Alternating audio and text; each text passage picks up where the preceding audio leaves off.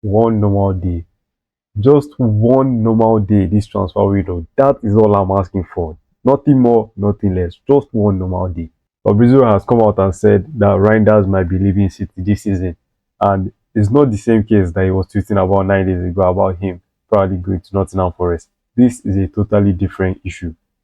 Fabrizio has come out and said that Reijnders has become one of the interests of the Saudi Arabian club Al-Qadsiah. And this comes just after 1 year where he was the best Serie A midfielder and he signed for Man City for about 45 million euros. And this move is very, very interesting to me because not only was he the best Serie A midfielder a year ago, he had that game where he scored against Real Madrid. Him and Leao, they were running riots that game. His first game for City in the Premier League, episode 1, season 1, against Wolves, where everybody was gassing him up. We are all saying this guy is going to be a great midfielder for City. He had the assist for Haaland. He played the pass for Rico Lewis that led to the goal for Haaland's first goal in that game. His all-round performance that game was just very good. And obviously, City signed him because they saw traits in him that they liked. They saw traits that could elevate their midfield with the departures of KDB and Gundogan that season. And he had very good games for us. It wasn't as consistent as we would have liked, but he had games in patches, he had games in flashes. We saw his technical brilliance, we saw the things that he can add to the team. And even in this preseason, he has been quite good. He has shown that he's still a decent asset to the team. He scored a goal 2 games ago. He played well in his last game. It wasn't the game against Inter that you can say, yeah, he wasn't as good as he should be. But I don't think that this signing, or rather this departure, is going to be beneficial for City. And let me explain why. So, if you haven't been keeping up with the transfer window, Chelsea gave City a deadline of Friday in their pursuit of Enzo Fernandez from Chelsea. And I thought that this deal was going to collapse because City is a big team. Chelsea is a big team in their own right, but from the last like 10 years, I think we can all agree that in the footballing landscape, City is bigger than Chelsea.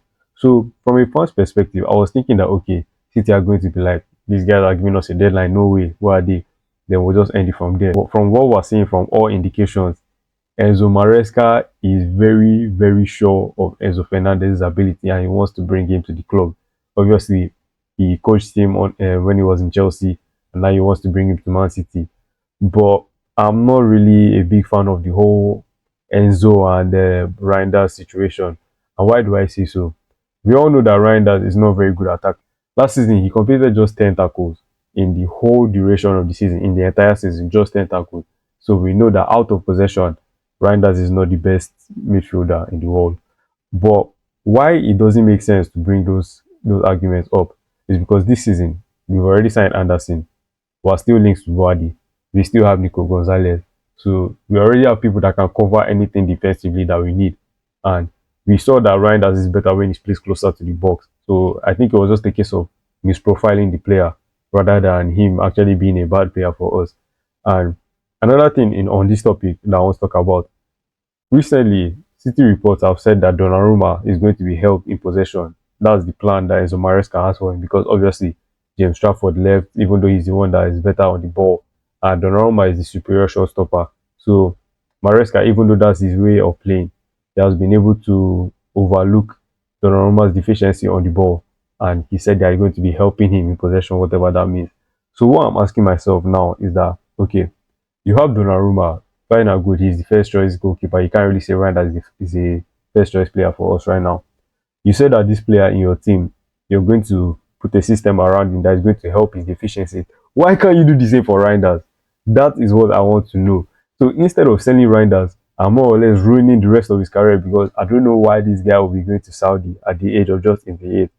And then you now bring in Enzo Fernandez for 120 million. It doesn't make any sense to me. Because besides the deadline, that was already crazy enough in my opinion. But why I don't feel we need Enzo is because Enzo is a good footballer. There's no getting around it.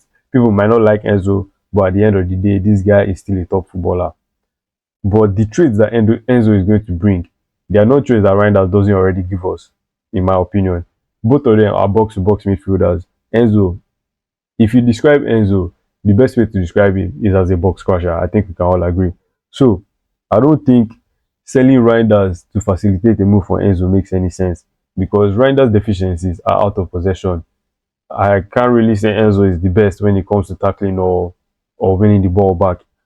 And then the way he plays for Chelsea, we see him playing higher up in the pitch. We see him playing closer to the box. This guy doesn't dictate play. Like I said before, he's a box crusher. His best positions are where he's close to the box. And when I say position, I don't mean attacking midfielder. I mean like the role that he plays. He plays a better role when he's closer to the box, when he has the ability to get forward, when he has the ability to dictate what happens in the final third, not what happens before then. That is why I don't think this is a good move for City. And another reason is because, okay, we already have Reijnders that maybe he's surplus to requirements, right? Why is he surplus to requirements? Because Sheki can play there, Foden can play there.